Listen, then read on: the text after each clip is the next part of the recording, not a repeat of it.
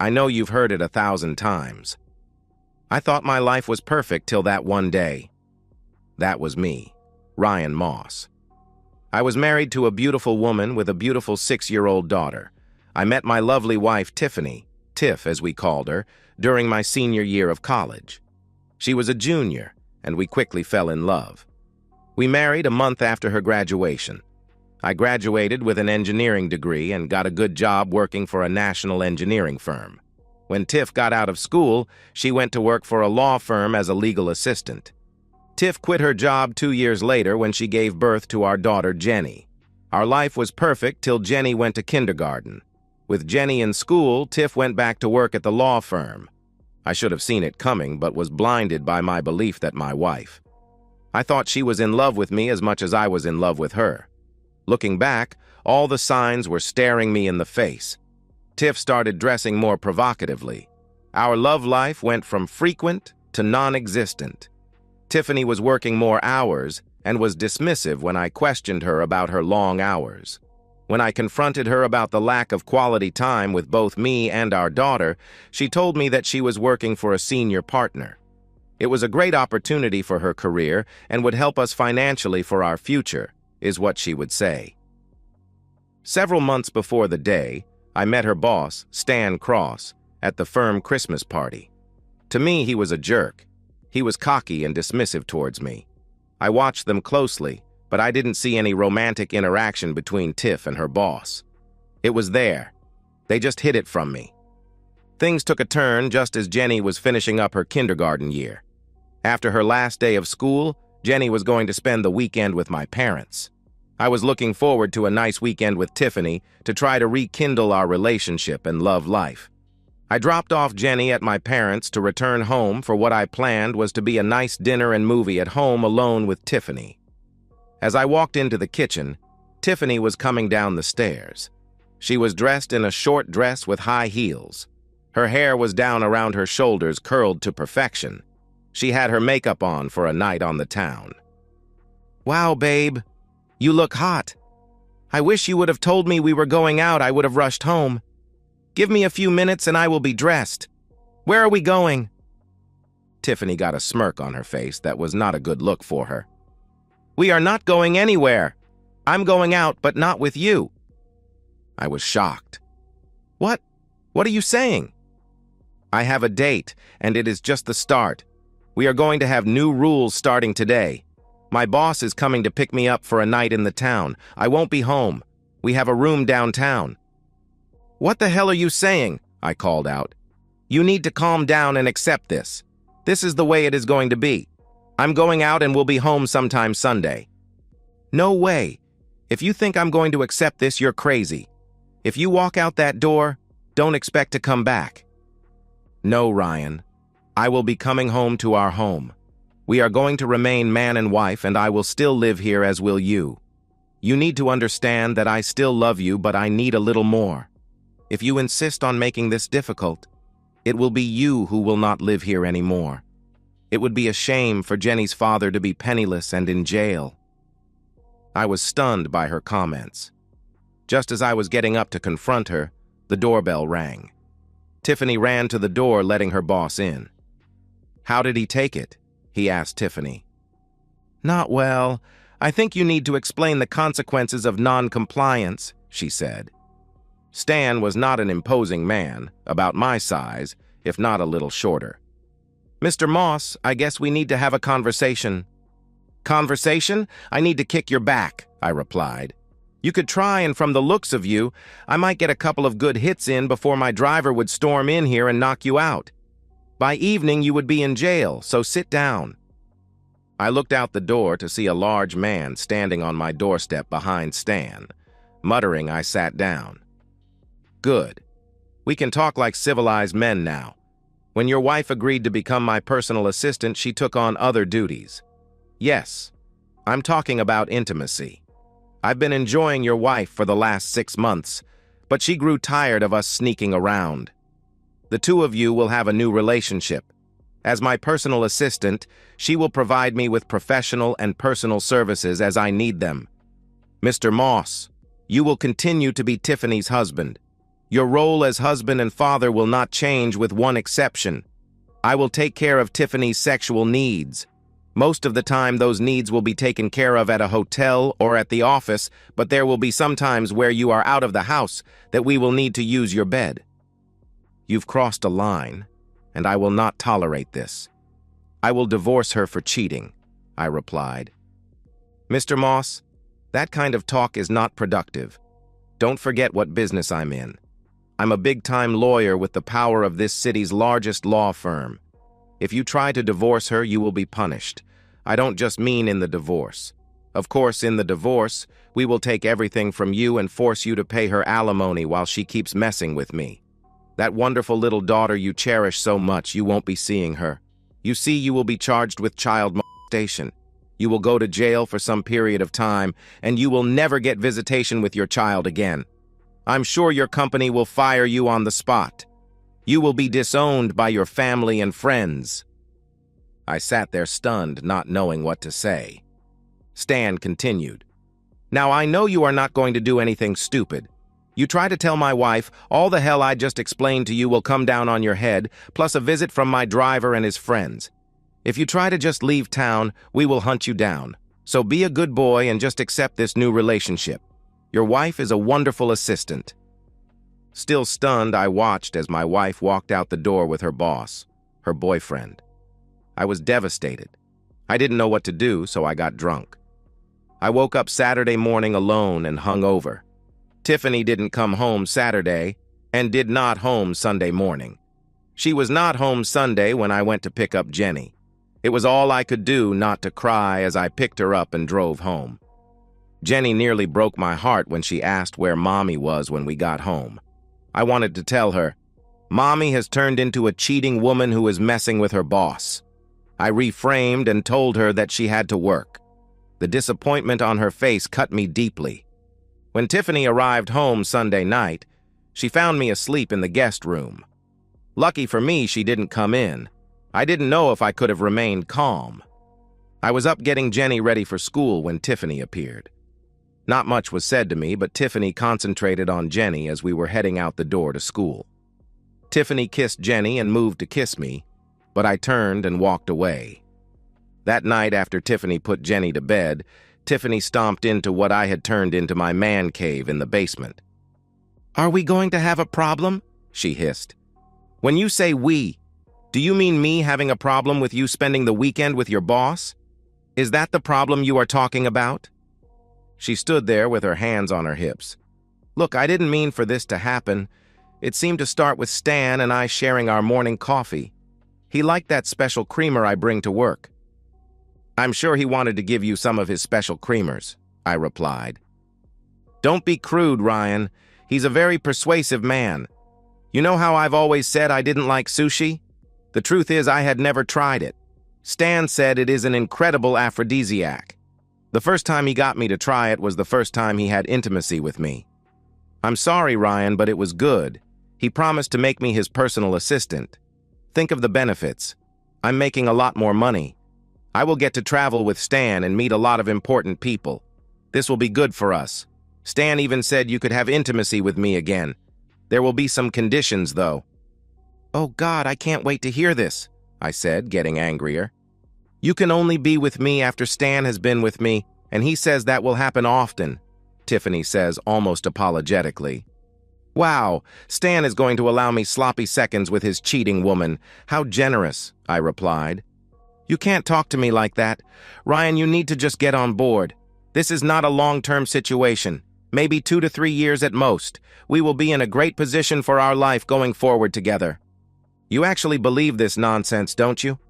I guess in your world, once the great Stan is done with you, I will be there to grow old with you, right? Just wait till good old Stan tells you he wants to put a baby in you and have me raise it." Tiffany lowered her head in shame. "Oh, heck. Are you already pregnant?" "No, but he wants me to go off the pill in a few months. I told him I wanted you to be on board with the new relationship before we do that." "I can't believe you. Get out of my sight," I replied. Tiffany got to the top of the stairs and turned. "I'll be in our bed waiting. Once I go off the pill, I won't be available to you till I'm, you know." This had gone too far. She had to know I would never go along with her plan. I took up residence in the guest room in my basement area, but tried to keep our household as normal as possible for Jenny's sake.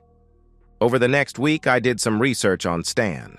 It certainly appeared that he had the power and influence he claimed. I went to a divorce lawyer.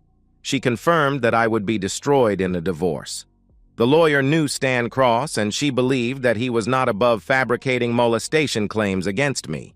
Divorce was not an option. The lawyer did suggest that I try to get evidence of my wife's plan. If I could get some evidence of them plotting against me, I might be able to stop their plan. She said even with evidence it would be hard to stop them with Cross's power and influence. She suggested using a small, voice-activated recorder. If I hid it in Tiffany's purse, I might get lucky. I bought a recorder as the lawyer suggested and put it in Tiffany's purse. It looked like a pen, and I was able to put it in a small pocket that had other pens. The recorder seemed to be a long shot, so I started looking for other options. I was out of options, at least legal options. I decided to go to the library to use their computers. I'd seen enough detective TV shows that the police always check the prime suspect's internet search history. Finally, after a couple of hours of searching, I came up with an idea. It was extreme, and I wasn't sure it would work, but I was desperate to try. 3 hours away, I found an Oriental supply store that was on the seedy side. I put on an old hat and sunglasses while wearing sweats, making sure I would not be recognizable. Luckily, when I got there, I was alone in the store with just the old man behind the counter. I walked up to the old man. "I would like some tetrodotoxin and some dimethylmercury." The old man looked at me and smiled. "Got a cheating wife?" I just smiled back at him. "Do you have it?" "I do, but it is not cheap. $1,500 and I only take cash. I assumed that you want no record of you being here." I assumed it wasn't going to be cheap bringing $2,000 with me. I counted out $1,500 in 20s, putting it on the counter. The old man went in a back door and quickly returned. He put 2 vials in a paper bag. "Be careful with these. Small amounts over time will do the trick." The old man pulled 2 syringes into the bag. "These will help you dispense it. Don't get any on your skin. It is best to put it in a liquid for her or them to ingest."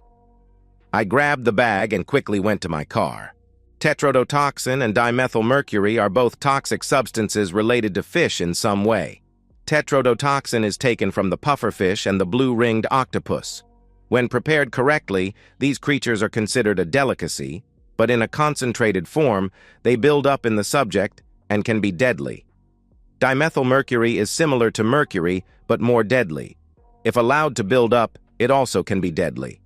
My research found that both dimethylmercury and tetrodotoxin would build up in the system over time till it was too late. Both substances were hard to detect, but if found would look like they were from bad sushi. The best part of my plan was that Tiffany was going to deliver the poison for me. She kept that special creamer at home till she needed to replace the bottle at work. When I asked her several months ago why she didn't just take it all to work, she said she was afraid someone would take it. The creamer was a special treat just for her. I guess she meant it was special for just her and Stan. It was non-dairy and didn't need to be refrigerated. Tiffany's case of the creamer was in the pantry. The case was open with 11 bottles in the box. I carefully pulled one of the bottles for examination. The cap was not tamper-proof, but did have a paper and foil seal under the cap covering the bottle. I started with the tetrodotoxin as a test on the first bottle. I didn't want to take the chance of spilling the dimethylmercury on my skin. Just like the old man said, I found research that direct contact could be fatal. Loading up the syringe with tetrodotoxin, I pushed the tiny needle into the side of the seal. Once inside, I slowly pushed the liquid into the bottle. Examining the bottle after I pulled the needle out didn't show any signs of tampering. I repeated the process with all 11 bottles in the box. Nervously, I pulled out the dimethylmercury. Much more carefully, I injected each bottle. 2 weeks later, the case of creamer went down to 10 bottles. My conscience started working overtime. I was starting to regret my extreme action. Tiffany made my decision a lot easier. It was a Thursday night which had become sushi night. On Thursdays, Tiffany and Stan would work late and get sushi. Sushi night was code for getting sushi and intimacy. Jenny and I had dinner alone before I put her to bed. I was in my man cave like most nights when Tiffany marched down the stairs with attitude. "If you want to have any intimacy for a while, you've got a month. Stan has told me I'm going off the pill in a month. After that, you are cut off." My anger was boiling. Look at this. My wife is allowing me to have love with her before she makes a bastard with her boss. I thought I wasn't allowed to have love with you unless your body was full of Stan. Tiffany smirked. That's right. If you want to see evidence of Stan still being inside me, you need to stop using that term. You know I hate it. No thanks, I'll pass. I wouldn't touch your nasty body, I replied. Suit yourself, but I'll be upstairs in our bed. It's been a while since we've made love, she said smugly, walking back up the stairs. You wouldn't know what love is anymore, I replied. I know some would say that I'm going overboard and should just divorce her. Given my options, I looked at what I was doing as self-defense. She and her boyfriend threatened me with my most precious thing, my daughter, and secondly, my freedom. I knew what I was doing was reprehensible, but it was in response to the unspeakable threats they made against me. A week later, I noticed that the box was down to 9 bottles of creamer. It took another month for the first symptoms to show. I had been watching her like a hawk when she was home. Her complexion looked a little paler, but it was her hands that made me smile. Tiffany, all through dinner, was flexing her fingers and wringing her hands. Her nervous system was being affected by the toxins in the creamer, causing it to shut down. Something wrong, Tiff? I tried to show actual concern. I don't know. My fingers have this numb feeling. You know, like you get when you are laying on your hand and it falls asleep. It's been doing it for a week or so. I've also been a little out of breath. Probably nothing sounds like stress. Anything new at work causing you stress or making you uncomfortable? I asked. There was a little sneer on Tiffany's face. No, there is nothing. Everything at work is just great. I'm sure it is nothing.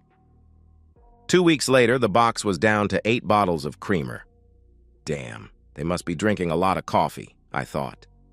Tiffany's symptoms were becoming more and more evident. Body aches, shortness of breath, and loss of color in her skin. It was a Thursday night and Tiffany was home right after work. I was surprised when she walked in the door. What are you doing here, Tiff? Isn't this sushi night? I said, dripping with sarcasm. I'm not feeling so hot, and neither is Stan. He decided we aren't working late tonight. Well, that's bad timing, isn't it? Tiffany looked at me confused. You know that big project you and Stan were going to start. Hard to deliver that package if you both are sick. Tiffany walked over close so she could whisper without Jenny hearing. Don't be a jerk in front of our daughter. I'm going to go lie down. After dinner, I took Jenny up to her room to get her ready for bed. When I walked by our bedroom, I heard the sounds of Tiffany throwing up. I slowly opened the bathroom door. Don't tell me you're already pregnant. Forget you, she growled. There's no way I'm pregnant yet. I just went off the pill last week. You could at least show some compassion. I'm really sick here. Compassion? That's rich coming from you, I replied. I'm your wife, Ryan, and you need to show your wife respect and compassion. I cut her off. No. My wife died when she went to work for that jerk. She was replaced by some cheating woman who I have no respect for. If you think you will get any compassion, respect, or even kindness, you are mistaken. I turned and walked out of the bathroom, leaving in front of the toilet heaving. Tiffany was not up when I took Jenny to her daycare on Friday. I should have checked on her but didn't care. About noon, my cell phone lit up from Tiffany. What do you want? I answered. I need you to take me to the hospital. What's wrong with you? I asked. I'm sick, but it's not me. It's Stan. He's had a stroke. I couldn't help but laugh. Are you really asking me to take you to see your lover in the hospital? Please, Ryan, this isn't funny. They said he could die. I decided it might raise suspicions if I didn't take Tiffany to the hospital, so I took the afternoon off. Tiffany looked like shit when I got home. I helped her to the car and drove to the hospital. At the hospital, we found her boss's wife and one of the other senior partners. Larry Masters, the senior partner, quickly pulled Tiffany aside. He obviously knew they were having an affair. "Tiff, do you really think you should be here? His wife is over there." Not caring that I was standing next to her, Tiffany started talking to Masters. "Mr. Masters, I need to know how he is. I need to see him." Masters pulled her off to the side with me in tow. "You look like crap, Tiff. It doesn't look good. His left side is paralyzed, and the doctor said his organs are shutting down. They don't know what is happening, but if they can't stop what is happening, he won't make it through the weekend." Tiffany was crying. "Please, Mr. Masters, I have to see him. Can you distract his wife while I go in? I will be quick."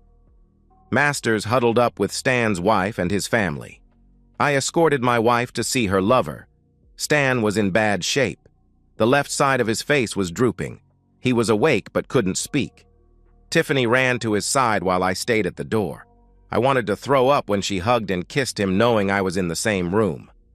Tiffany began to bawl harder before a nurse came in to tell her to leave. The nurse helped my wife from the room, leaving just me and Stan in the room alone. Stan's eyes got big when he recognized me. He tried to talk, but nothing came out. "Stan, you're going to die soon. Before you do, I want you to know that I didn't take your advice. I wasn't a good boy and I didn't accept your idea of a new relationship. Don't worry, I'm going to tell your wife after you are dead about all the stuff you pulled with me and my wife. Before you die, just know that I did this to you. There is nothing that you can do to stop it." Alarms started going off on the machinery hooked up to Stan. Nurses and doctors came rushing into the room as I stepped out. They kept Stan alive through the weekend, but he passed early Monday. Tiffany was a blubbering mess when she heard the news of her boss passing. Her health was getting worse. I picked up Jenny from daycare and headed home that Monday to find Tiffany in bed. She confirmed that her lover was gone. Even in her weakened state, her venom was still present. "I guess you're going to gloat now." "No, Tiff, I'm not going to gloat. I'm not going to pretend I'm upset that he is dead. That guy killed our marriage and he deserves to be dead." "Our marriage isn't dead, and I can't believe you are so cruel about Stan. Nothing I had with him diminished my love for you. I told you it was a means to get ahead, to make us financially set. You knew I would come back to you." "No, Tiff, you're talking complete nonsense. Our marriage is just as dead as your lover Stan. Did you forget that I was in the room when you ran to Stan professing your love for him? Hugging and kissing with your husband in the room." Tiffany was sobbing hard when I turned to leave the bedroom. She took a turn for the worse by the end of the week. It got so bad I had to take her to the hospital on Friday. On Saturday morning, her doctor met with me. "Mr. Moss, your wife's organs are shutting down. Her blood is showing an abnormally high level of mercury and another toxin found in fish. Does she eat a lot of seafood? Maybe sushi?" I tried hard to suppress a chuckle. "Yes, she and her boyfriend have been sharing a lot of sushi in the last few months." "Boyfriend?" the doctor asked quizzically. "I'm sure you know of him. Stan Cross, the man who died here in your hospital just this past Monday. He and my wife had an ongoing affair." That explains a lot. Even though he had a stroke, her symptoms are very similar to that of Mr. Cross. I'm afraid that she doesn't have much time left. Her kidneys shut down early this morning. It is just a matter of time now. The doctor led me to her room. Tiffany was hooked up to several machines, looking very weak. Her eyes lit up when I walked into the room. She weakly waved me over. Her breathing was labored and having a hard time speaking. Tiffany motioned me to come in close. "I'm so sorry, Ryan. I now realize how badly I hurt you. The doctor told me I don't have long. I need to hear that you forgive me before I go." I leaned close to her ear. She had a smile on her face as I started to speak. My dear wife, I pledged my undying love to you when we took our vows. For better or worse, in sickness and health is what I said. At the same time, you pledged to me your love and faithfulness. You broke those vows, belittling me and humiliating me. I will never forgive you for what you did to me and our family. I hope that you and your lover burn in hell." I got up, watching a tear run down her cheek. I walked out the door just as the alarms were going off in Tiffany's room. Less than an hour later, she was declared dead. It was hard telling Jenny her mother wasn't coming home. I cried for her, not Tiffany. Tiffany tried to end my life, as I knew, but I got her first. Apparently, the doctors were convinced that both Stan and Tiffany were the victims of bad sushi. Turning Tiffany's body over to the funeral home told me that there would be no autopsy and no further investigation. No police ever came to question me. I did destroy the extra bottles of creamer and my vials of the toxin at the house. I even retrieved the 1/4 full bottle of creamer at Tiffany's office when I cleared out her belongings. When I had Tiffany's body cremated, her parents objected. Their religious beliefs discouraged cremation. I didn't care. I wanted the cheating woman's body destroyed. With her burned up, any lingering evidence would be burned with her. I should have been satisfied with my deadly revenge on Tiff and Stan, but I wasn't done. I gathered up my various recordings and made copies. My first visit was to Georgia Moss, Stan's now widow.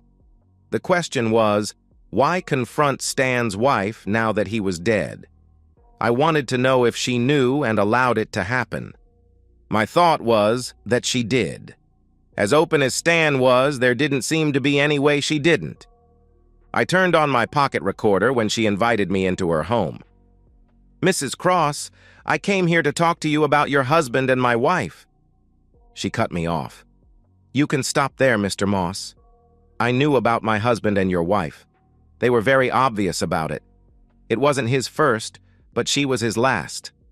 I'm sorry about your wife, but as you can see, I lost my husband too." "Thank you, Mrs. Cross. I want to be clear here. You knew that your husband seduced my wife and turned her against me and my daughter. By you doing nothing, you are just as guilty as he was." "Wait a minute, Mr. Moss. I didn't have any part in my husband's actions," she replied. "I guess we will have to disagree about that, Mrs. Cross. The way I see it, if you had done something about your husband, he may not have felt free to seduce my wife. My child might have a mother right now. The fact that you knew will make me feel better when I go after his estate for the pain and suffering he caused my family." I got up and walked out of her house with no further discussion. My lawyer told me it was unlikely that we would be successful in going after Stan's estate, but I didn't care. I wanted retribution. In addition to the Cross estate, I was going after the firm Stan and Tiffany worked for. With Stan dead, my lawyer thought they wouldn't care about his activities and fight us till the end. That was till I produced a recording of Stan talking to his partner Larry Masters. After my poison plan was underway, I had a hard time being civil to Tiffany. After one of my rants, the recorder picked a useful conversation. The recording was of Stan and Larry Masters talking in Tiffany's office. The three were talking about my resistance to their little plan. Larry was heard on the recording offering his help in enforcing the plan. He tells the other two that he knows cops, prosecutors, and judges who owe him favors. With their help, they would destroy me if I didn't get into their program. My lawyer told me that the recording may not be admissible in court, but that didn't stop us from using it. My lawyer scheduled a meeting with all of the senior partners, including Larry Masters. She did not tell them the reason, just hinted that it might be about life insurance. I wanted them to be blindsided. As we were ushered into their conference room, each of the 7 senior partners gave me their condolences on my wife's passing, including Masters. They all believed we wanted to talk to them about Tiffany's life insurance policy that was being held up by the insurance company. John Hager, the managing partner, stood up. "Mr. Moss, each one of us is very sorry for your loss. We have been made aware of the difficulties you are having getting the insurance company to pay off the life insurance policy our firm provided for your wife. I'm pleased to tell you we were successful in stepping in to clear the obstacles."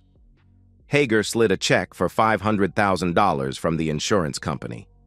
I put the check in my pocket. "Thank you, Mr. Hager. That is not why we are here. We are here to give your firm the opportunity to settle a sticky issue before we go public and file suit against each one of you individually and your law firm.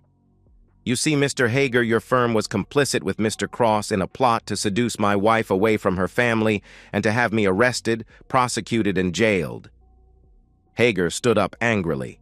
"How dare you come in here, accuse our firm of such crimes, and besmirch the good name of one of our fallen partners? Mr. Moss, we will not sit here and allow you to false allegations." "Mr. Hager, we can leave now, but I can assure you that my allegations, as you call them, are true, and I have evidence to back them up. I would suggest that you simply ask Mr. Masters if I'm telling the truth." All eyes turned to Masters, who was squirming in his chair. They appeared to be waiting for Masters to shoot down my claims, but he stayed quiet. My lawyer hit play on his phone, triggering a small portion of the recording of Masters and Cross, discussing how they were going to destroy me. Hager stood up, looking at his partners quickly, then back to me and my lawyer. "Mr. Moss, if you will indulge us, I need to talk privately with my partners." 30 minutes later, Hager alone stepped into the room. "What are your demands, Mr. Moss?" "Your firm is going to pay me and my daughter $5 million, or we are going to sue you, and the recording I played for you and many others will go public. It is as simple as that. My lawyer tells me that Masters will certainly be disbarred, and maybe the rest of you. The fact that they identified specific prosecutors and judges might be a little harmful to your business if you and your partners keep their licenses." Hager requested 2 days to confer with his partners about my offer. My lawyer spoke up. "You have 2 days to agree, or it all comes out." 2 days later, my lawyer called me. "They've agreed to the $5 million. I have a proposed agreement I'll send you. As part of the agreement, we agreed not to go after Mr. Cross's estate. In exchange, they will expel Mr. Masters from the firm, citing a moral clause denying him 90% of his partnership share." I agreed and took their money.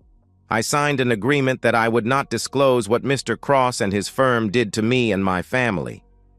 One thing Tiffany had right. Her affair made our family financially set. Now I had to start looking for a replacement for my wife and mother to my child. And so, we've reached the end of today's story. Was it what you expected, or did it take a twist you didn't see coming? I'm curious to hear your thoughts. Share them in the comments below, and let's get a conversation going. If this story kept you hooked, make sure to hit that like button. And if you're new here or just haven't subscribed yet, now's the perfect time to join our community. I bring you fresh, captivating stories every day, so click that subscribe button and turn on notifications so you never miss out. Thanks for watching, and I'll see you in the next one.